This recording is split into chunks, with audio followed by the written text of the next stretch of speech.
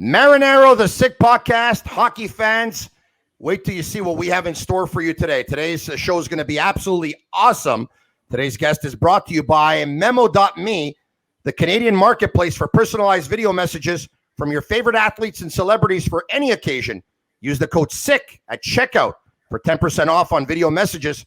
Some examples of celebrities available on Memo are hockey legends Wendell Clark and Cassie Campbell-Pascal, Toronto Raptors play-by-play broadcaster Jack Armstrong, as well as today's guest, Pierre McGuire. Good afternoon, Pierre. Tony, awesome to visit with you. I got to tell you, I've been doing memos since the end of November 2020, and it's been unbelievable to interact with the fans on the memo thing. It's been fantastic. I really enjoy it.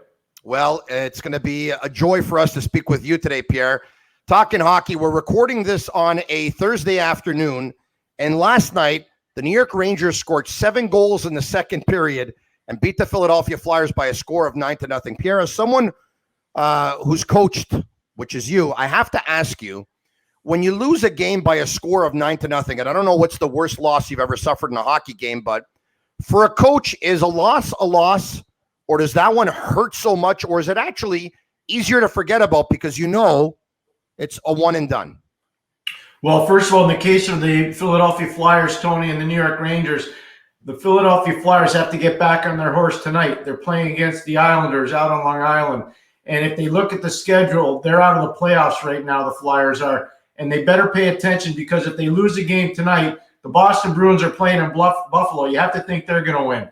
The Pittsburgh Penguins are playing in New Jersey. They have a pretty good chance of winning. So for the Flyers, this is almost a must-win. In terms of the coaching staff, you probably try to let it go as quick as possible. The most disappointing thing, I think, from that loss, those guys quit. They quit probably after they were down 3-0, and that's something that they're going to have to sort out, not as a coaching staff, but from player to player, Tony. That wasn't a good enough effort from the entire team. They'll have to sort that out amongst themselves. Pierre, you just talked about the Pittsburgh Penguins, who are 3rd in the division, 11th in the National Hockey League. And look, they've won their cups. They've won 3 of them. And as long as you have Crosby and Malkin, I guess you can always hope and aspire to win a next one. But at one point, they're going to have to start thinking about their future. This is an organization who has traded away a lot of young players and a lot of prospects. Pierre, would you give this core one more crack at it before maybe doing something in the offseason? Is that what Ron Hextall should do? Yes or no, and why? Yeah, no, I think that's a great question. I think there's a lot of merit to the question, Tony. The answer is yes, I would give the core another year. They're trending in the right direction. Getting Brian Dumoulin back really helped them a lot. Tony, I'll give you an example. Brian Dumoulin missed 15 games for the Penguins this year. Their record was 8-7. He's been back 7 games now. Their record is 6-1. He makes a huge difference for that team, especially for Christopher Letang, who's still part of that core that you're alluding to. So if I were Ronnie Hextall and Brian Burke, I would definitely give this group another opportunity to try to win the cup this year. This is a funky kind of season, as you know, with COVID, Tony. So it's a little bit different, but I would definitely give him an opportunity. Knowing Brian and knowing Ron, they're going to get real proactive in terms of the long-term programming this summer once the season's over. I really believe that. Pierre, Sidney Crosby has gone on record as saying that he wants to finish his career as a Pittsburgh Penguin. On record, I wouldn't expect him to say otherwise. Off record, he would probably even tell you the same thing. But I have to ask you, and I understand the importance, Pierre, of having players finish their career where it started. Players like Mario Lemieux, players like Steve Yzerman, the list goes on and on. But if you were Ron Hextall, would you sit down with Sidney Crosby at the end of the year and ask him what he wants to do if it hasn't been done already? Well, I think you have to do that no matter what. Every team has exit interviews, especially when you have new management. So I think that's going to be really important. I think Mike Sullivan has to ask Sidney Crosby the same thing. They have to ask Pat Brisson, the agent for Sidney Crosby, the same thing. So I think you're on to something there. But usually when you have end-of-the-year debriefs or exit interviews, you ask the player, what's your long-term plan? Where do you think you fit? How do you think the team is building? Can we build around you? You ask the pertinent questions, and if you do that, chances are it's going to work out. I believe Sidney. I take him at his word. I've known him a long time, as you know. And if he says he wants to start and finish in Pittsburgh, he deserves the opportunity to do that. I will never forget Nick Lidstrom, the great Nick Lidstrom, starting in Detroit and finishing in Detroit. I will never forget that. He could have left many times. I think the reason why Raymond Bourque, just to bring it to another level, the reason why Raymond Bourque left Boston, he knew they were going to win the cup. He wanted an opportunity to win the cup. The The late Pierre Lacroix identified him as being a key component for Colorado if they were going to win the Cup, and they made that deal, and it worked out fantastically well for Raymond and for Colorado. Pierre, you talked about exit interviews, and I know you were a part of many when working, of course, as part of a coaching staff in the National Hockey League and much more than that. But you have been interviewed for several GM jobs in the National Hockey League. I'd love if you can take me, because I've always wondered what it would be like, what the interviews would be like, how hard the questions are, how challenging they are, how much thinking. Do you have to show up with notes? Do you have to show up with a plan? Can you take me behind the scenes as to what those GM job interviews look like? Oh, yeah, no, they're really intense. It depends on the management team that you're speaking with or the ownership group that you're speaking with when you go into the interview. First of all, you don't get very many face-to-faces to begin with. Most of them are done via the phone.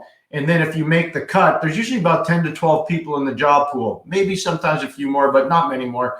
So you usually have a phone call interview, and that can go anywhere from 45 minutes to 2 hours. I was on one once that went 3.5 hours.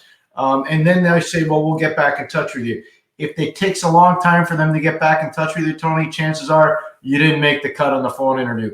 Usually they call you back a day or two afterwards, and they say, we'd like you to come in for a face-to-face. So then you go in for a face-to-face. Then if it really works out well, they call you back for another interview. Now, sometimes they just find their guy right away. So all those other people that interviewed, no matter how great they were said, thank you for coming, but you're not going to be part of the job pool. I will give you one quick snippet. Recently, probably around 7 months ago, I interviewed for a manager's job. The first interview was on the phone. Second, they flew me from Boston to New York to meet at a different location. Third, they asked me to come back, and I met them again. Then there was a phone interview. And after the phone interview, they said, would you send in your 150-day plan? And I said, I'm not really comfortable sending in my written work, not knowing if I'm getting a job or not. Nonetheless, they said, why are you afraid of that? And I said, well, I'm not afraid of it, but I'm just telling you, I got a bad feeling here. If I send you my plan, you might use it, and I don't get the job. Anyways, I sent the first 150-day plan in, and I got a phone call back, and they said, we're going in another direction. So you got to be very careful when you're giving out all this information, because sometimes it's a fishing expedition for the ownership groups. Pierre, what do they ask on the phone in that first conversation? What are your organizational philosophies? What are your standards? What type of players do you like? What type of team do you want to have? How much do you know about our market? What do you think of our ownership group? What do you think of our team as it's built now? Who's a player that you think needs to be traded off our roster? Who's a player you want to keep? What do you think of our coaching staff? How good is our scouting staff? Those are a lot of the questions that you get when you're in those interviews. All right. I don't know how much you want to go into this, but I know that you've talked about it before. It's no secret that you were interviewed for the Montreal Canadiens general manager's job when that job was given out back in May of 2012. I have to ask you, Pierre, if you can, as part of that interview process, were you asked for different philosophies or different things you would do? Or, for example, if I say to you a rebuild, was it something that was on the table, or is it something that you're told is not on the table? Well, I'll give you the whole process. I'm very comfortable doing that. I think the world of Jeff Molson. I had a chance to coach him briefly at St. Lawrence University when he was a young up-and-coming player. I've known his family forever. I had his boys at my hockey camps in Boston. My son grew up playing in Montreal with one of the Molson boys. So I know the family really well. I have no problem sharing it. The first interview I had was on the phone with Jeff Molson and an attorney. I was in Pittsburgh doing a playoff series. And so that was my first interview. The second one, I did another phone interview. Then I was asked to meet them face-to-face, which I did. So every interview part of the process got more elongated and more forceful. And then finally, I met at the airport, Marriott Hotel in Montreal with Serge Savard, Kevin Gilmore, an attorney for the Canadiens, and Jeff Molson. And we were asked lots of different questions. And so philosophy was part of it. Where I thought the team was. They thought at the time the team was capable of competing, Tony, for a Stanley Cup. I wasn't sure about that. They asked me what I would do with the third overall pick in the draft that year. They took Galchenyuk, third overall. They asked me what I thought of Galchenyuk. I said that I was not nearly as big a fan as maybe some of the scouts were. I thought that I would, if I did come there, I would think about trading the 3rd overall pick. I've shared that publicly before. I have no problem sharing that with you now. But that's almost 10 years ago. But I really felt that in order for the team to take the next step and be proactive in their rebuild, they needed certain types of NHL players that were established. They didn't have a lot of depth on defense, Tony, as you remember, and they didn't have a lot of depth at center at that time, and they didn't have a lot of size. So I wanted to try to address those 3 things in a very quick amount of time to get the team going in the right direction. Well, they had just finished last in the East and 3rd overall in the league, so I would imagine things weren't all that great. But I'm curious, when you say they thought they had a competitive team, so at that point, when they say that to you, do you automatically think, I can't even talk about a rebuild, even if I think that, because I probably have to tell them what they want to hear? Yes or no? I did not ever. I've never gone into an interview telling what they want to hear. I go in there telling straight up facts. It's how I would present it if I were running the team. And maybe that's why I haven't got some of the jobs I've gone right to the wire on, I've been the runner-up at least 3 or 4 times now. So I just lay it out there and tell it the way it is, because I really believe, having gone through leaving a Stanley Cup championship team to go to another organization, which I was told one thing, and then when I got there, it was a completely other thing.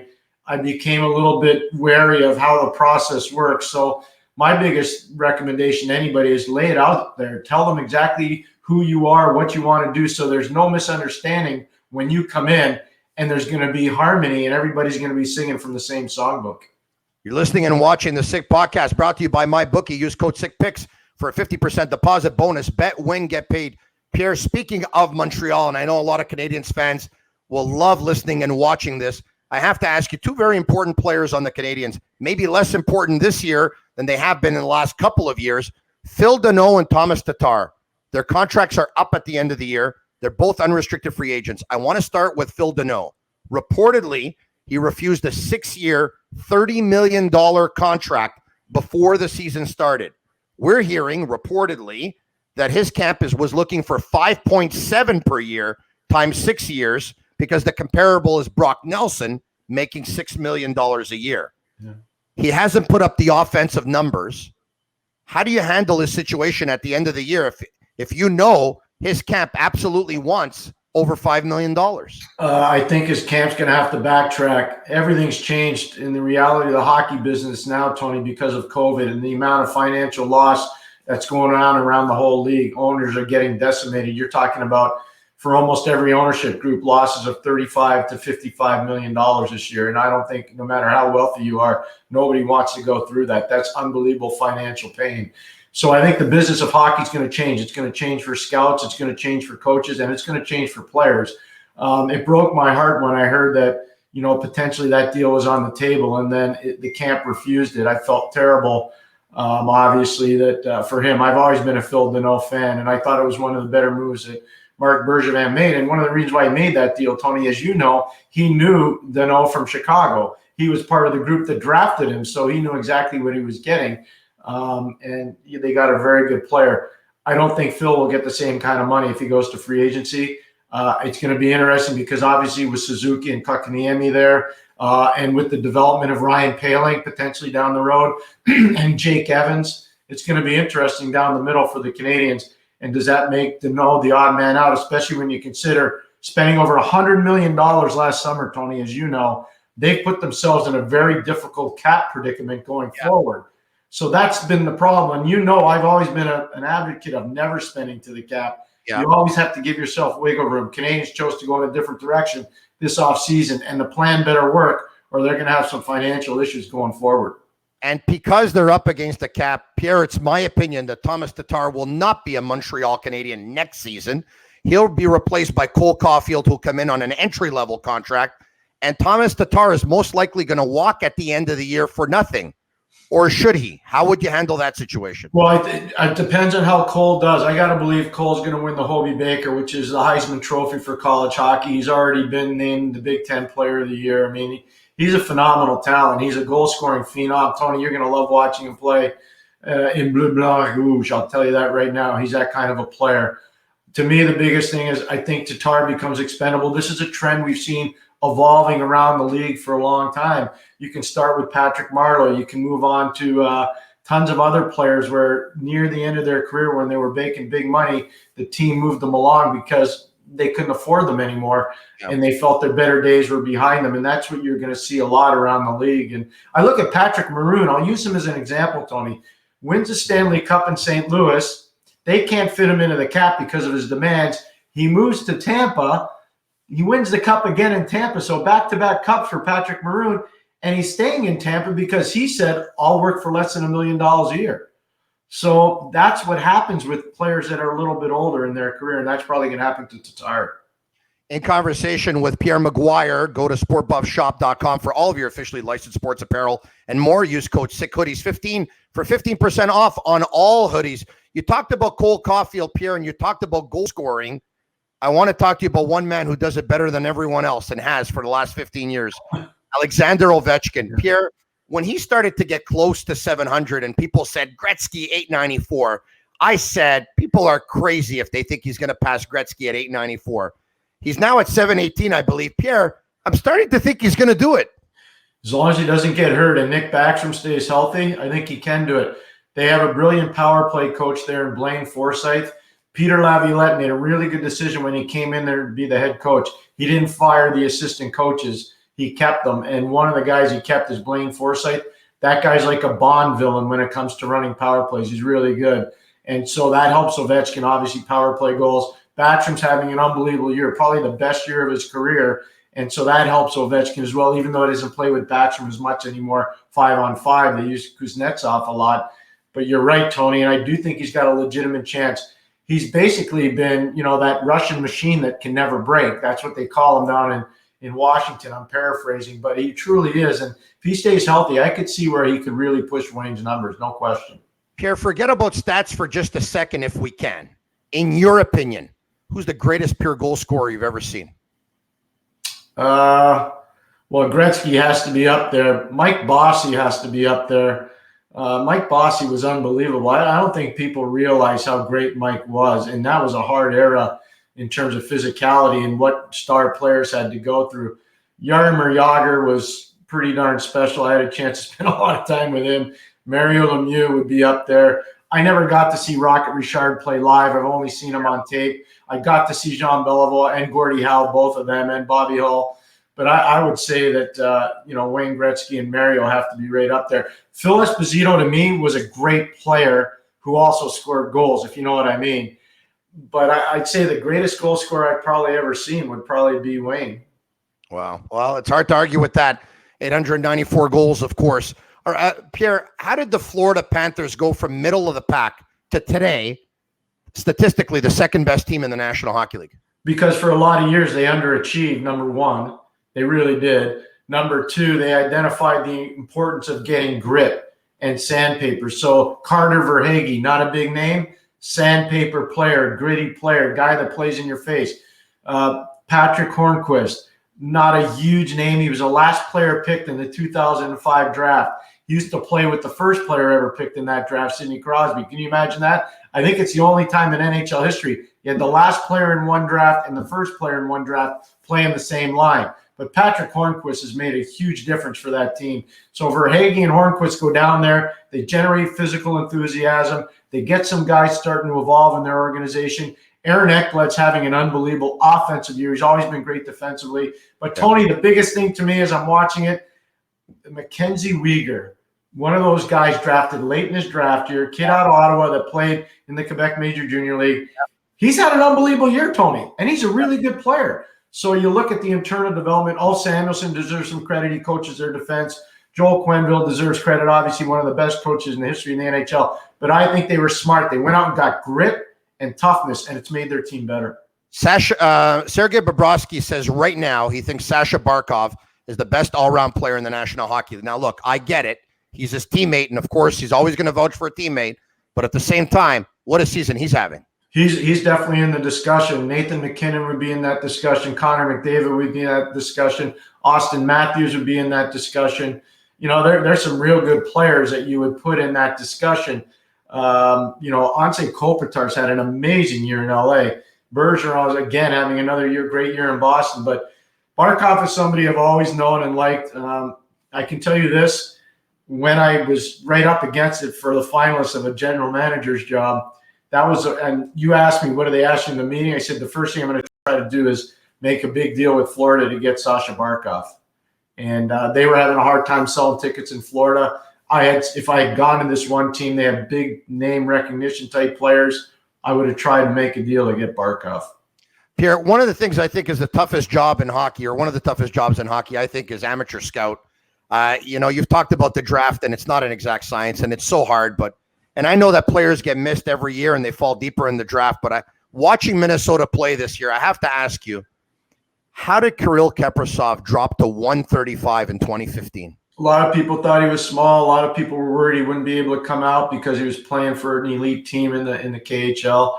I know you listen to when I'm on with Melnick. I've been talking about this guy for 5 years. He's legit. I mean, he's really that good. And he's been that good for a long time. But stuff happens, especially with Russian players, because it's not animosity, but teams were afraid to make deals to try to draft players in Russia because they weren't sure they were going to be able to get them out. But he's the real deal. The thing that's gone on in Minnesota that's really cool to watch, Joel Eriksson is probably the most improved center iceman in the game. If you haven't watched Minnesota, watch them. He'll stand out. Jonas Brodin has gone from being probably a number 4 defenseman to a number 1 or 2 defenseman. So that's internal development that they've had there. Dean Evison should be getting far more talk about being coach of the year. And they've stabilized their goaltending, Tony. As you know, Cam Talbot coming down from Calgary has been good, but Kaapo Kähkönen has been unbelievable. And so you put it together, this is a team that's got good goaltending, mobility on defense, and some star power up front. He's Pierre McGuire. I'm Tony Marinaro, and this, of course, is brought to you by Memo.ca. You brought up the word animosity before, and you say that. And animosity, I think John Tortorella and Patrick Liney, and maybe there's some and maybe there's none. But Pierre, I completely understand what John Tortorella is trying to do. He's trying to get his player to buy in and play the right way. I get it. But if you're the general manager of that team and you just acquired that player a couple of months ago, and his contract's up at the end of the year and he's making almost $7 million a year, if your coach keeps butting heads with your star player, it's going to bring down his value, is it not? So I'm wondering here, how far can John Tortorella go with Patrick Liney? And in your opinion, has he gone too far? No, he definitely hasn't gone too far. There's a reason why, Patrick Liney wasn't having a ton of fun in Winnipeg. Part of it was they were trying to get him to play a certain way, maybe play more responsible defensively. I can tell you this. I worked with the winningest coach in the history of the National Hockey League, Scotty Bowman, and he never put shackles on any of his star players. He only had one really mandatory rule. If you lost the puck, find a way to get it back. Don't cheat on the wrong side of the puck. And so Mario Lemieux never had a problem playing for Scotty Bowman. Ronnie Francis never had a problem. Kevin Stevens never had a problem. Jaromir Jagr never had a problem. Brian Trottier never had a problem. He never stifled their creativity. I don't think there's a coach in the NHL that wants to stifle your creativity. What they want you to be is responsible so that if you do lose a puck, get it back. And if you don't get it back, find a way to play defense. It's pretty simple. And, some guys, it takes a little bit longer to learn than others. So I think I got your answer, but it begs the question, would Patrick Liney have a problem with Scotty Bowman? I don't think so. I really don't. I don't think so. I can tell you this right now. You ask Guy Lafleur, he had no problem playing for Scotty Bowman. He scored a lot of goals. So, no, the answer is no. I think I'll never forget this. I did a Dallas Stars game many, many moons ago, and Mike Modano had a tough game. He had a really tough game. And I kind of punched him in the pants a little bit on the air. But one of the things I've always done is if I do that to a player or a coach, I find a way to get to the dressing room after the game and make sure they know exactly what I said so they don't hear from second or third-hand sources. So I went to Mike after the game and I said, "Can I see you for a second?" And I said, "Hey, Mike, I took a run at you today on the air. I wanted you to know that." And he says, "No problem at all. I deserve it. I didn't play well." I always found that the best players had no problem with stuff like that. I found that guys who were trying to find their own identity as a player, Tony, they had a problem with that. Pierre, I won't keep you for so much longer, but this has been so much fun. But I have to ask you about the Buffalo Sabres. And just it seems like they've been rebuilding for the last 10 years. It seems like it's not getting better. Jack Eichel obviously cannot be happy. Taylor Hall cannot be happy. The Skinner contract has become an albatross. I mean, I don't even know where to start, but if you're Buffalo, where do you start? I think ownership has to really take a good hard look at it and say, okay, we made a mistake. We're prepared to start over. We apologize to our fans. We're going to do a thorough job getting this thing right in terms of who we hire to run the team, who we hire to coach the team, who we hire to scout for the team. And we're going to build our brand so that you're never going to have to worry about us being competitive again. It's going to take a little while, but this is what we're going to do. I really think it's incumbent upon ownership to do that, not to alienate the fans, to become partners with the fans and say, we're with you. We care about you. We want to try to help you and enjoy our product. And we're going to make it as much fun as we can. So this is what we're going to do. And I think until they do that, all the yelling and screaming is not going to get it done. They got to readjust their amateur scouting. They got to readjust their pro scouting. They have to take a look at how they evaluate through analytics, because that was a big part of how they did business for a long time, and it hasn't worked for them. So they need to really look at a lot of things, and they have to decide, do they re-sign Taylor Hall or do they not? Do they buy out Jeff Skinner, or do they try to trade him and eat some of his money? What do they do with Jack Eichel? They have a lot of questions. They got a lot of questions. It's the Sick Podcast, and once again, it's brought to you by Memo.me. And, of course, you can use code SICK for a 10% discount on video messages from any athletes and celebrities on Memo.me, one of which is Pierre McGuire, of course. Two quick ones, one on Toronto and one more on Montreal. Kyle Dubas says he'd love to add a forward as soon as possible. Pierre, they have Matthews, they have Marner, they have Tavares, they have Nylander. Am I missing something, Pierre, or is clearly the game plan there stack up on as much offense as possible and try and blow everyone out of the building? Well, I think they also want to try to add some depth offense. One of the things I really like that they've done, and I don't know if they're going to keep it together, but Ilya Mikheyev, Pierre Engvall, and Zach Hyman have been an awesome checking line for them, Tony. So I think that's something that's good. They're going to get Wayne Simmons back here sooner rather than later, but I think they need more depth scoring. I'll use St. Louis as an example. When they won the Cup 2 years ago, they had a tremendous checking line that produced offense. It was Oscar Sundqvist, it was Alexander Steen, and it was Ivan Barbashev. Those guys made a huge difference, Tony, every game. You go look at how Washington won the Cup. There was depth down the middle. It was Backstrom, it was Kuznetsov, it was Beagle, and it was Lars Eller. So every situation has depth at different positions. I think Toronto wants to add one more depth scorer, and if they do that, I think they have a legitimate chance to compete. All right, everyone in Montreal, in ending, is going nuts. The Canadiens have gone to overtime 8 times this year, Pierre. They've lost every single game. Yeah. And whether it was under Claude Julien or Dominic Ducharme, they want to put Phil Danault out there to take the draw because winning the draw is important. They have Paul Byron's speed. They use Shea Weber. They've rarely used 3 forwards at the same time. Ironically, when they have is when they've generated the most amount of offense, but they haven't won a game in overtime all season. What is Pierre McGuire's rule of thumb in overtime? And if you were coaching the Montreal Canadiens, or if you're a fan of the Montreal Canadiens, which 3 players would you want to see on the ice to start a 3-on-3? Well, every game is different. Sometimes you got guys that are going, and other times you don't have guys going. So you can't just say these are the 3 that start all the time. Sometimes you got to look at a player and say he doesn't have it tonight. I'm going to sit him down. And so you got to be careful when you say predetermined. This is what I'm going to do. But the most important thing in 3-on-3, I can tell you right now, is puck possession. So you got to manage the puck properly, and you work on that in practice. It starts with the initial faceoff, but it comes down to decision-making, filling lanes, and communicating on the ice. If you don't have great puck possession, chances are you're not going to win a lot in overtime. And so that's a big part of it. And then coming up with schemes. If you don't have anything off the initial thrust, taking the puck back, regrouping in the neutral zone and attacking again, making sure your shifts are properly run. There's a lot of different things. But I would like – this is what I would do. I won't give you names of players. I'd like an elite centerman that can win draws and skate.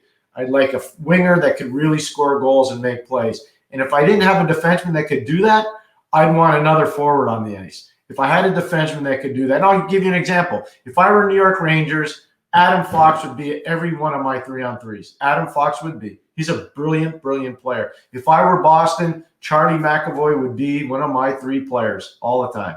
Quinn Hughes in Vancouver. Cale McCarr in Toronto. All the time. I got Shaw in Ottawa. Everyone in Montreal is talking about how important it is to win the draw. But if that centerman is just good in the draws but not elite and can manufacture offense, I say well, make him win the draw and go to the bench. You know who used to do that, Pierre? Scotty Bowman. But there's only one Scotty Bowman who would bring a guy out there to take a face-off and then make him go back to the bench for a change. Oh, 100%. I mean, I did that in Hartford, and we cut 82 goals against from the year before, and it was not a trick that I knew. It was a trick that I learned from Scotty Bowman. Absolutely, 100%. Pierre McGuire, this has been so much fun. Thank you for the honor you gave us in joining us today on the Sick Podcast. Tony, thanks for having me. My pleasure. I look forward to doing it again. Please stay safe, everybody. Thank you very much. He's Pierre McGuire. I'm Marinero. You can watch us and listen to us at the Sick Podcast on Facebook and Instagram. Till we talk to you again next time. Thank you, Pierre. Bye, Tony. Thanks, Pierre.